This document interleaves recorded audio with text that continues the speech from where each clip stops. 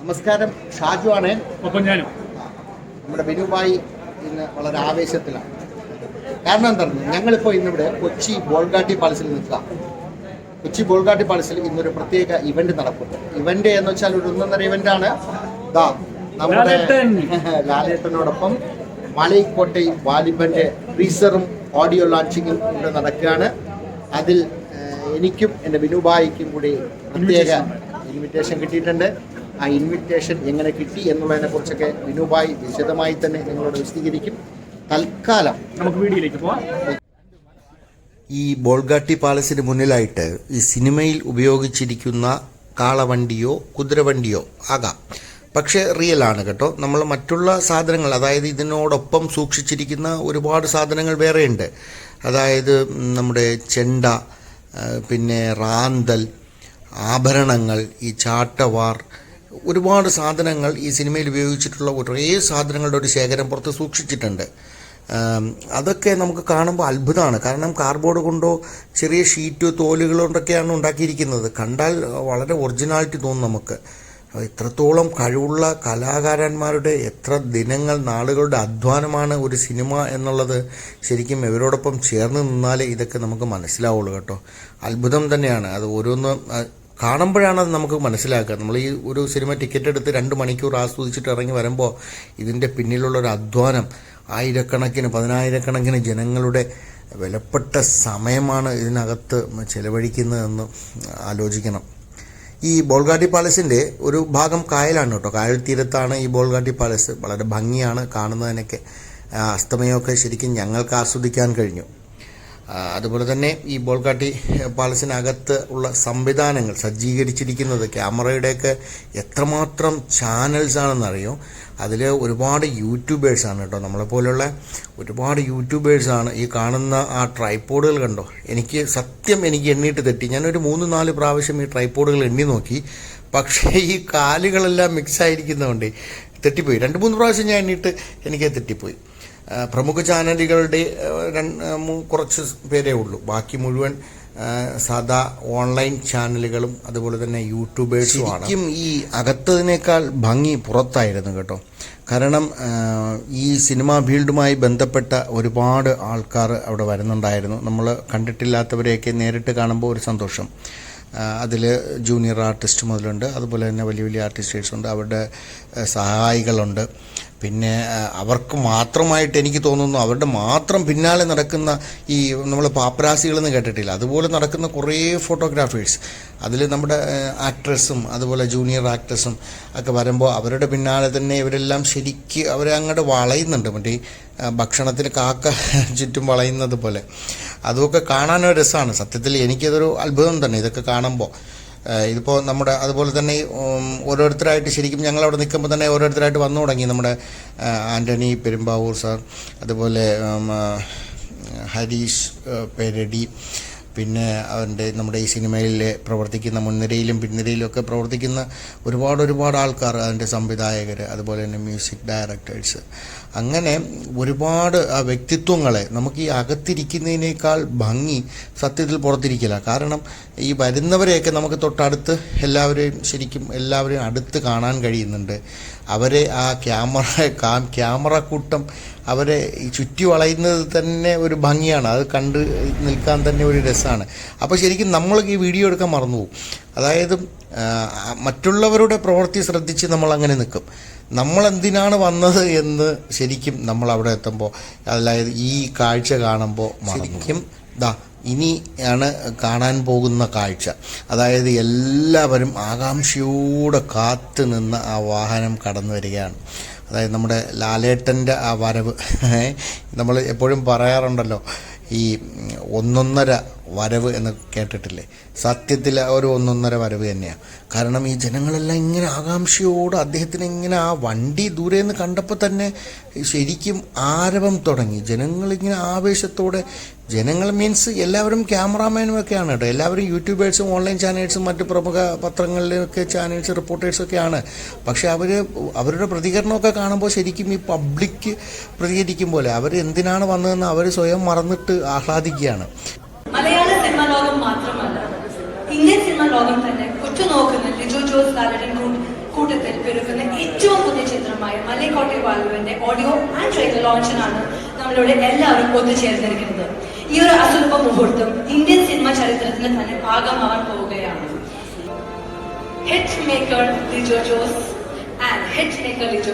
And അഭിനയ ചക്രവർത്തിയായ ലാലൻ ഒത്തുചേർന്നപ്പോൾ സെർവ് ആസ് എ പ്രൊഡ്യൂസറിന്റെ എക്സ്പീരിയൻസ് എങ്ങനെയായിരുന്നു? സഞ്ചരിക്കാത്ത വഴികളിൽ കൂടി ഒന്നും സഞ്ചരിച്ചല്ല ഇതിലെത്തിയത്. ഇതൊക്കെ യാദൃശ്യമായി സംഭവിച്ചാണ്. ലാലുമായിട്ടുള്ള ദീർഘകാലമായിട്ടുള്ള പരിചയവും സ്നേഹവും അതൊരു സിനിമയിലേക്ക് എത്തിച്ചു. അവിടെ ഔചാരികമായി ലിജോയെ കണ്ട് അവർ തമ്മിൽ കണ്ടുകെട്ടിട്ടേക്ക് നമുക്ക് പ്രത്യേകിച്ച് റോളൊന്നുമില്ല. ബിക്കോസ് അവർ തമ്മിലുള്ള കമ്മ്യൂണിക്കേഷൻ, ഒരു ലാംഗ്വേജ്, നമുക്ക് പലപ്പോഴും ഒരു സൈൻ ലാംഗ്വേജ് ഒക്കെയാണെന്ന് തോന്നും. പക്ഷേ ലിജോയുടെ മനസ്സിൽ എന്താണെന്നുള്ളത് ലാലിന് മനസ്സിലാവും. ലാലിനെ സംബന്ധിച്ചിടത്തോളം എന്താണ് വേണ്ടതെന്നുള്ളത് ലിജോയ്ക്ക് മനസ്സിലാവും. അങ്ങനെ തന്നെ യാഥാർത്ഥ്യമായി. കൊടും ചൂട് അതിനെ അവഗണിച്ചുകൊണ്ടാണ് ചെയ്യുന്നത്. ഇതിനിടയ്ക്ക് പൊടിക്കാറ്റടിച്ചു, അങ്ങനെ നിർത്തേണ്ടി വന്ന പലർക്കും പണിയുണ്ടായി. സിനിമയുമായി ബന്ധപ്പെട്ട ചിത്രീകരണത്തിൽ ഇതുപോലെ പൊടിയടിച്ച് പലർക്കും പനിയുണ്ടായി, രോഗമുണ്ടായി. അതിനെല്ലാം അതിജീവിച്ചു. പക്ഷെ എല്ലാവരും കൂട്ടായ്മയുണ്ട്.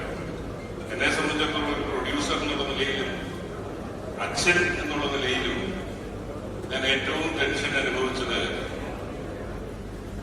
പോണ്ടിച്ചേരിയിൽ ഷൂട്ടിംഗ് നടന്നിട്ടാണ്. സഞ്ജയ് ഈ കഥയിൽ ഒരു എല്ലാം രഹസ്യമായി കാത്തു സൂക്ഷിക്കുന്ന ഒരു സ്വഭാവം ഞങ്ങൾ നിലനിർത്തിയെന്ന് എല്ലാവർക്കും അറിവുള്ളതാണ്. അതിന്റെ ഭാഗമായി ലൊക്കേഷനിൽ ഒന്നും ഷൂട്ട് ചെയ്യാൻ പാടില്ല എന്ന് ഞങ്ങൾ നിഷ്കർഷിച്ചിരുന്നു. നിർഭാഗ്യവശാൽ അന്ന് 2000-ൽ പരം ജൂനിയർ ആർട്ടിസ്റ്റുമായിട്ടുള്ള ഒരു ഷോട്ട് എടുക്കുന്ന വേളയിൽ ഞാൻ അങ്ങോട്ട് ചെന്നിറങ്ങുന്നേ ഉള്ളൂ. ഞാൻ ചെന്നിറങ്ങുമ്പോൾ കാണുന്നത് കൂട്ട ഓട്ടമാണ്. എല്ലാവരും കൂടെ, ലാല് മാത്രം വാഹനത്തിൽ നിന്ന് പുറത്തിറങ്ങുന്നത്, ബാക്കി എല്ലാവരും കൂട്ട ഓട്ടമായി വരികയാണ്. എല്ലാവരെയും കടന്തലാണോ തേനീച്ചയാണോ ഇത് അന്വേഷിച്ചപ്പോഴാണ് അവിടെ ആരോ വന്ന് ഇതിന്റെ ഒരു ഫോട്ടോ എടുക്കാൻ നോക്കി. അവിടെ സെക്യൂരിറ്റി നിന്നവർ ആ മൊബൈൽ വാങ്ങിച്ച ആ ഫോട്ടോ ഡിലീറ്റ് ചെയ്തവന്മാര് നോക്കിയപ്പോൾ നേരെ ഒരു കടന്തൽ കൂടുന്നുണ്ട്. അതിലേക്ക് 4 കല്ല് വലിച്ചെടുത്തു. ആ കടന്തൽ എല്ലാം കൂടെ വന്ന് കുത്തിപ്പറിക്കുന്നുണ്ട്. മാത്രമല്ല ഞാൻ പറഞ്ഞ ഒരു മകൻ എന്നുള്ള നിലയിൽ, അച്ഛൻ എന്നുള്ള നിലയിൽ ആദ്യം കാണുന്ന എന്റെ മകന്റെ മുഖമാണ്. എന്റെ മകനാണ് പെട്ടെന്ന് മനസ്സിലാകുന്നതുപോലെ കടന്തൽ കുത്തിയിരിക്കുന്നത്.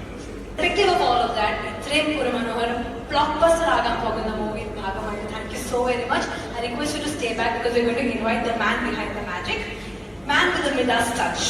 അക്ഷരാർത്ഥത്തിൽ അതാണ് ശ്രീ ലിജോ ജോസ് പെല്ലിശ്ശേരിയുടെ വിശേഷണം. കലാമൂലമുള്ള ചിത്രങ്ങൾ ഒരുക്കുക, അതിനോടൊപ്പം സാമ്പത്തിക വിജയം നേടുക, ഇത് രണ്ടും ഒരുമിച്ച് കൊണ്ടുപോകുന്ന കഴിവുള്ള അപൂർവത്തിൽ അപൂർവമായ ഒരു സംവിധായകനാണ് അദ്ദേഹം.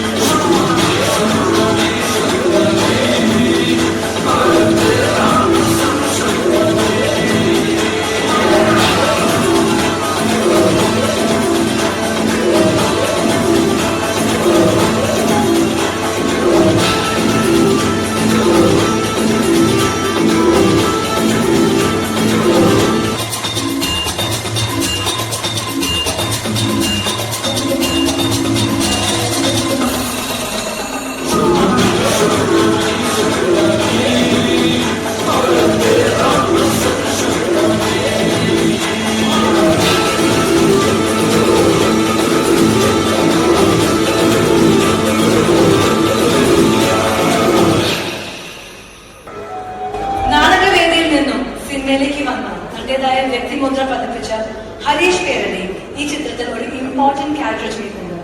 ആദരപൂർവ്വം അദ്ദേഹത്തിന്റെ വേദിയിലേക്ക് ക്ഷണിക്കുന്നു. Thank you very much for coming up. Harish ഏട്ടൻ കുറച്ച് മാസങ്ങൾക്ക് മുന്നേ ലാലേട്ടന്റെ കൂടെ ഒരു പോസ്റ്റ് ഇട്ടിട്ടുണ്ടായിരുന്നു ഇൻസ്റ്റാഗ്രാമിൽ with a heartfelt message. And ആ പോസ്റ്റ് ഭയങ്കര വൈറലായി because everybody could connect with it. Harish ഏട്ടനോട് പേഴ്സണൽ എക്സ്പീരിയൻസ് നമ്മൾ എല്ലാവരും ഡയറക്റ്റ് ആയിട്ട് പറയുകയാണെങ്കിൽ we would be more than happy to hear from U.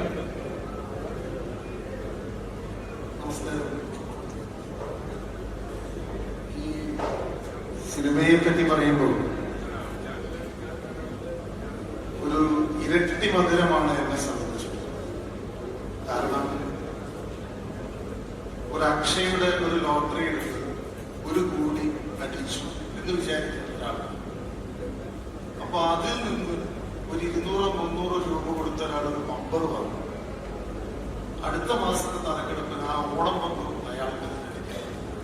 അങ്ങനെ ഒരു അവസ്ഥയാണ്. ചേട്ടന് ആ ഒരു സമ്മാനം കിട്ടിയതുപോലെ ഒരുപാട് ആക്ടേഴ്സിനും അതേ സമ്മാനം തന്നെ കിട്ടട്ടെ. Wishing you all the very best. ഈ ഒരു മൂവി നല്ലൊരു തുടക്കമാവട്ടെ. We came to reach higher success. Thank you very very much. അനത്തിന് ഹൃദയം കൊടുക്കുന്നത് അതിന്റെ വരികളാണ്.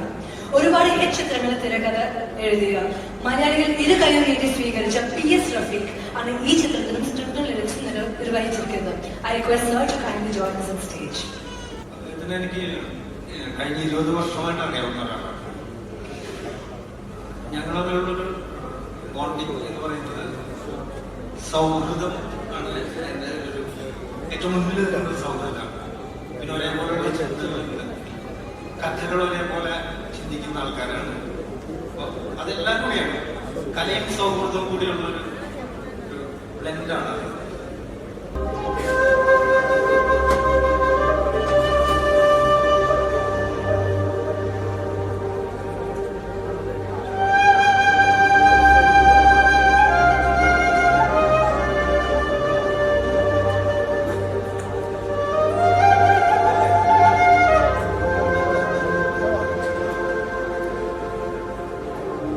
தாயும் தந்தையில்லாத உயிர் கொண்டவன் சூரியர போல காரி குந்தரமுள்ளவன் பொன்னுடும்பின் போரு சுற்றிய தம்பேரின் தாளம் கொண்டு ஐயனாமேனவன்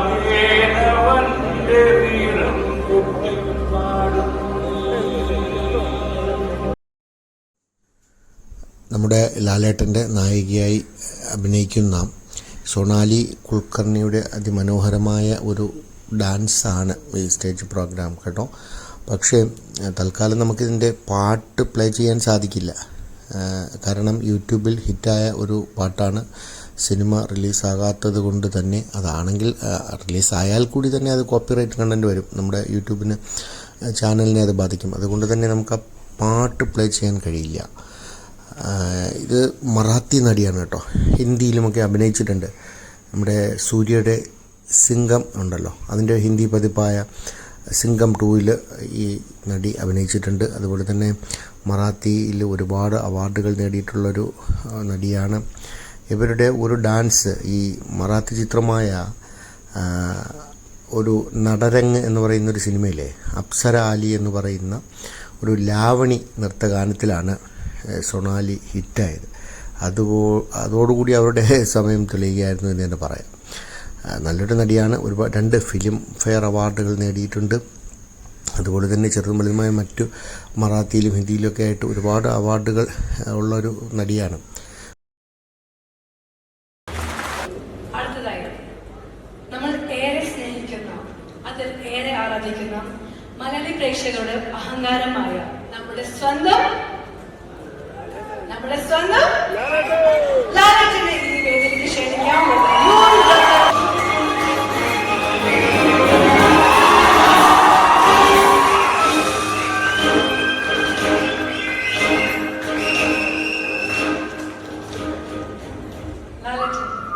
It's so great to have you here. Thank you very much. Kind of 45 years in a Kodal, you've always been fascinating all of us. Talent performance vechitu, you are a celebrated actor and a star, not just in Malayalam, not just in Kerala, but across the globe. The best of technicians, the best of directors, എല്ലാവരും കൂടെ perform ചെയ്തിട്ട് പോലും you say this movie has something that the world has not seen. What about this movie makes you say this statement? Good evening. എല്ലാവർക്കും സന്തോഷകരമായ ഒരു സായനം നേരുന്നു. ഒരുപാട് സ്നേഹത്തോടെ പ്രാർത്ഥന. ഈ സിനിമ ചില സിനിമകൾ സംഭവിക്കുന്നതാണ്. എല്ലാ സിനിമയിലും തുടങ്ങുമ്പോൾ ഇത് ഏറ്റവും വലിയ ഹിറ്റായിട്ട് മാറുന്നതിനെ പ്രാർത്ഥിച്ചുകൊണ്ടാണ് എല്ലാ സിനിമകളും. ഈ സിനിമയും അങ്ങനെ തുടങ്ങി വെച്ചത്. Thank you so much. ഈ അവസരത്തിൽ ലിജയോട് ഞാൻ നന്ദി പറയുന്നു. ഇങ്ങനൊരു സിനിമ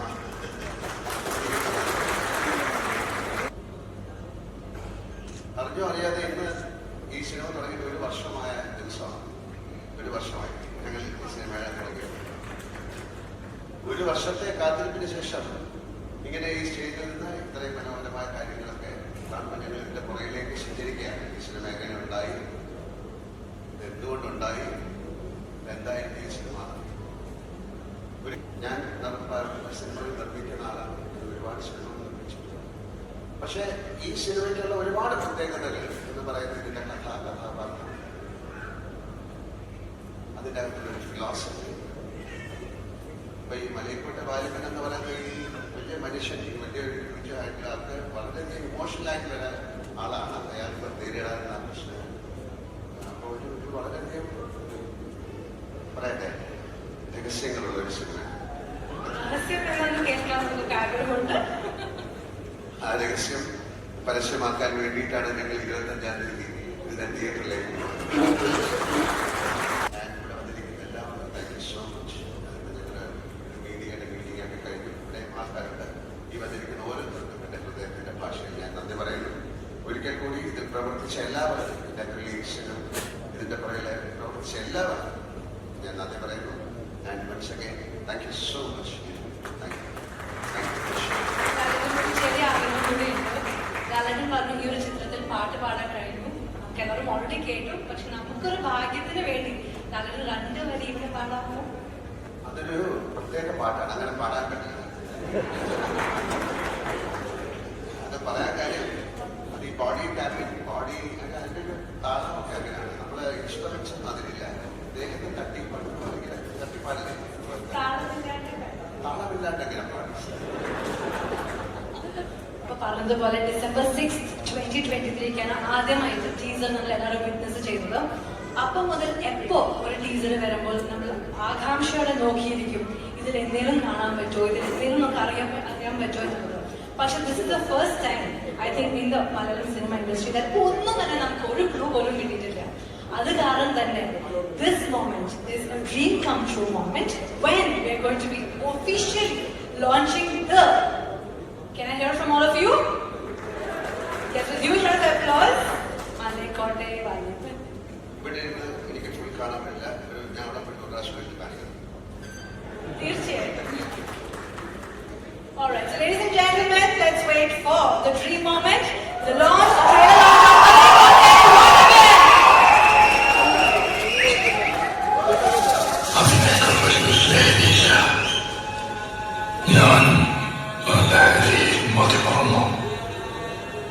മതിമറന്നാൽ അതിലൊളിഞ്ഞിരിക്കുന്ന ചതി കണ്ടെത്താൻ കഴിയില്ല.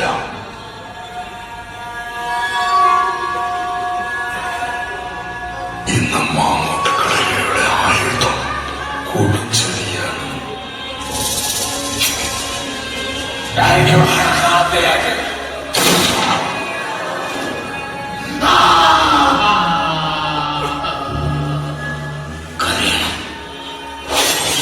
സുഖമില്ലാണ്. കണ്ണീരും ചോരയും വീണാണ് കടലുണ്ടാകുന്നത്. ആ കടലിന്റെ അടിയിൽ നിന്ന് സൂര്യൻ ഉദിച്ചു വരും. സൂര്യന്റെ തീ ഈ കോട്ട ചാമ്പലാക്കും.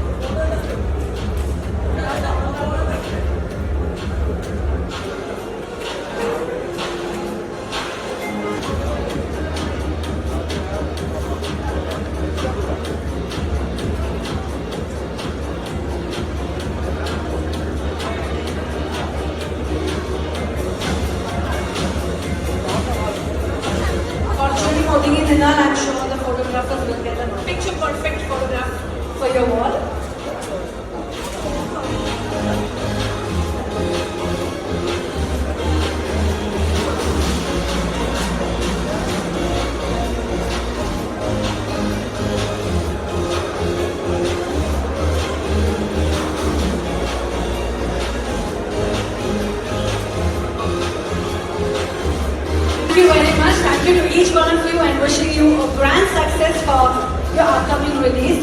So good night everybody. I hope all of you had a wonderful time. This is me, Pujita Menon, signing off. Good night. നമ്മുടെ ലാലേട്ടൻ്റെ വലിയൊരു പ്രൊജക്റ്റ്, ഒരു ഡ്രീം പ്രൊജക്റ്റാണ് മലൈക്കോട്ടെ വാലിബൻ. അപ്പോൾ അതിൻ്റെ ടീസർ ലോഞ്ചിങ്ങും അതുപോലെ തന്നെ മ്യൂസിക് ലോഞ്ചിങ്ങും ഒക്കെ കഴിഞ്ഞു. വലിയൊരു ഗംഭീര പരിപാടിയായിരുന്നു. നമുക്കത് യൂട്യൂബിൽ എത്രത്തോളം ഇത് അപ്ലോഡ് ചെയ്യാൻ കഴിയുമെന്നറിയില്ല. കാരണം ഇതിൻ്റെ ബാക്ക്ഗ്രൗണ്ട് മ്യൂസിക്കിനൊക്കെ നമുക്ക് ഈ കോപ്പി റൈറ്റുമായി ബന്ധപ്പെട്ട വിഷയങ്ങൾ വരും. അപ്പം നമുക്ക് എല്ലാം ഇവിടെ നടന്ന പ്രോഗ്രാം മുഴുവനായും കാണിക്കാൻ കഴിയില്ല. ഒരുപാട് ലെങ്തും വരും. ഞാൻ ഈ നേരത്തെ സൂചിപ്പിച്ചതുപോലെ കോപ്പി റൈറ്റിൻ്റെ വിഷയങ്ങളും വരും. ആദ്യം ആ ഇൻട്രൊഡക്ഷനിൽ തന്നെ ഞാൻ സൂചിപ്പിച്ചിരുന്നു എങ്ങനെയാണ് നമുക്ക് ഈ ഒരു അവസരം കിട്ടിയത്. അതായത് തിരുവനന്തപുരത്തുള്ള ഞങ്ങൾ രണ്ടുപേരും ഈ ബോൾഗാട്ടിയിൽ വരുവാനും ഇന്നത്തെ ഈ ലോഞ്ചിങ്ങിൽ പങ്കെടുക്കുവാനും ഞങ്ങൾക്ക് സാധിക്കണമെങ്കിൽ എന്തെങ്കിലും ഒരു ബന്ധമുണ്ടാകണമല്ലോ. അപ്പോൾ അതെന്താണ്, അത് എങ്ങനെ ഞങ്ങൾ എത്തപ്പെട്ടു, ഞങ്ങൾക്ക് എവിടെ നിന്നാണ് നമ്മളെ ക്ഷണിച്ചത്, അത് ആരാണ്, എന്താണ് എന്നുള്ളതൊക്കെ എന്നേക്കാൾ കൂടുതൽ ആധികാരികമായി സംസാരിക്കാൻ കഴിയുന്നത് നമ്മുടെ ബിനുബായിക്കാണ്. ഷാജിച്ചേട്ടാ, ശരിക്കും പറഞ്ഞു കഴിഞ്ഞാൽ സിനിമാ മേഖലയിൽ വലിയൊരു റെവല്യൂഷനാണ് ഇന്നിവിടെ സംഭവിച്ചത്. നോർമലി സിനിമയെ സംബന്ധിച്ചിടത്തോളം 3 വ്യത്യസ്ത തലങ്ങളിൽ നിന്നാണ് അവർക്ക് വരുമാനം ലഭിക്കുന്നത്. ഒന്ന് എന്ന് പറയുന്നത് നമുക്കറിയാം, തിയേറ്റർ വഴിയുള്ള വരുമാനം, അതുപോലെ തന്നെ OTT പ്ലാറ്റ്ഫോം വഴിയുള്ള വരുമാനം, അതുപോലെ സാറ്റലൈറ്റ് വഴിയുള്ള വരുമാനം. ഈ 3 തരത്തിലാണ് അവർക്ക് സാധാരണഗതിയിൽ ഇന്ന് വരെ വരുമാനം കിട്ടിക്കൊണ്ടിരുന്നത്. അത് DNFT എന്ന് പറയുന്ന ബ്ലോക്ക് ചെയിൻ സാങ്കേതിക വിദ്യ ഉപയോഗപ്പെടുത്തി അതിൽ കൂടി ഒരു വരുമാന മാർഗം കൂടി ഇവിടെ ഓപ്പൺ ആയിരിക്കും. അതാണ് DNFT എന്ന് പറയുന്ന സമയത്ത് ഡീസെൻട്രലൈസ്ഡ് നോൺ ഫംഗ്ഷനബിൾ ടോക്കൺ എന്നാണ്. അപ്പോൾ ശരിക്കും അറിയാം, ഈ NFT എന്ന് പറയുന്നത് ഇന്ന് സാധാരണക്കാർക്ക് അറിയാം, ഒത്തിരി പേർക്ക് അറിയാം, ചിലർക്ക് അറിഞ്ഞുകൂടാറുണ്ട്. DNFT എന്ന് പറയുന്നത് ഇന്ന് ഒത്തിരി പേർക്ക് അറിയാം, എന്നാൽ അറിയാത്ത ആൾക്കാരുമുണ്ട്. ഈ NFTs എല്ലാം ആർട്ടിസ്റ്റിന്റെ മൂല്യം അനുസരിച്ചിട്ട് മാർക്കറ്റിൽ വില കൂടുകയും അതനുസരിച്ച് കുറയുകയും കൂടുകയൊക്കെ ചെയ്യുന്ന ഒരു അസറ്റ് ആണ് DNFT എന്ന് പറയുന്നത്. അപ്പോൾ ഈ DNFT നമുക്ക് മിന്റ് ചെയ്യാം. ഈ DNFT ഒരാളുടെ കയ്യിലുണ്ടെങ്കിൽ അവർക്ക് ഇത് യൂസ് ചെയ്യാം. ഇത്തരം ഈവൻസുകൾ, ഷോസ്, അതുപോലെ തന്നെ സിനിമകൾ ഒക്കെ അത് ഈ DNFT യൂസ് ചെയ്യുന്നവർക്ക് എന്ത് ചെയ്യാൻ സാധിക്കും, അവർക്ക് കാണാനും അതുപോലെ തന്നെ ആ ഈവൻസിൽ പങ്കെടുക്കാനൊക്കെ അവർക്ക് സാധിക്കും. അതാണ് ഈ DNFTയുടെ ഏറ്റവും വലിയൊരു പ്രയോജനം എന്ന് പറയുന്നത്. അപ്പോൾ ഇത്തരം ആഘോഷങ്ങൾ ഇഷ്ടപ്പെടുന്ന വ്യക്തികളെ സംബന്ധിച്ചിടത്തോളം ഇത്തരം സെലിബ്രിറ്റികളുമായിട്ടുള്ള കൂടിക്കാഴ്ചകൾ, ഈവൻസുകൾ, ഈ കാര്യങ്ങളൊക്കെ താല്പര്യമുള്ള വ്യക്തികളെ സംബന്ധിച്ചിടത്തോളം ഇങ്ങനെയുള്ള DNFTs മിന്റ് ചെയ്ത് സൂക്ഷിക്കുന്നത് അവർക്ക് ഇതിലൊക്കെ പങ്കെടുക്കുവാനുള്ള ഒരു അവസരം കൂടിയാണ് വരുന്നത്. ഇനി ഈ NFT അല്ലെങ്കിൽ DNFT എങ്ങനെ മിന്റ് ചെയ്യണം, അല്ലെങ്കിൽ അത് എങ്ങനെ അത് കളക്ട് ചെയ്യണം എന്ന് ആഗ്രഹമുള്ള ആൾക്കാർക്ക് നമുക്ക് വേണമെങ്കിൽ അവർക്ക് എന്തെങ്കിലും സംശയമുണ്ടെങ്കിൽ നമുക്ക് പറഞ്ഞു കൊടുക്കാൻ സാധിക്കും. അതിന് വേണ്ടിയിട്ട് നമ്മുടെ നമ്പർ ഡിസ്ക്രിപ്ഷൻ ബോക്സിൽ നമുക്ക് കൊടുക്കാം. എപ്പോഴും നമുക്ക് ഫോൺ വിളിച്ചാൽ എടുക്കാൻ പറ്റണമെന്നില്ല. അതുകൊണ്ട് ഒരു മെസ്സേജ് അയക്കുന്നതായിരിക്കും ഏറ്റവും കൂടുതൽ ഉത്തമം. അതിനുശേഷം നമുക്ക് അവരുമായി സംസാരിക്കാനും അവർക്ക് എങ്ങനെ ഈ DNFT മിന്റ് ചെയ്യാം, അവർക്ക് കളക്ട് ചെയ്യാം, ഈ ഒരു അസറ്റ് എങ്ങനെ നമുക്ക് അവർക്ക് DNFT മിന്റ് ചെയ്യാം അല്ലെങ്കിൽ അത് കളക്ട് ചെയ്യാം എന്നതിനെ കുറിച്ച് വ്യക്തമായിട്ട് തന്നെ നമുക്ക് പറഞ്ഞു കൊടുക്കാം. ഓക്കെ.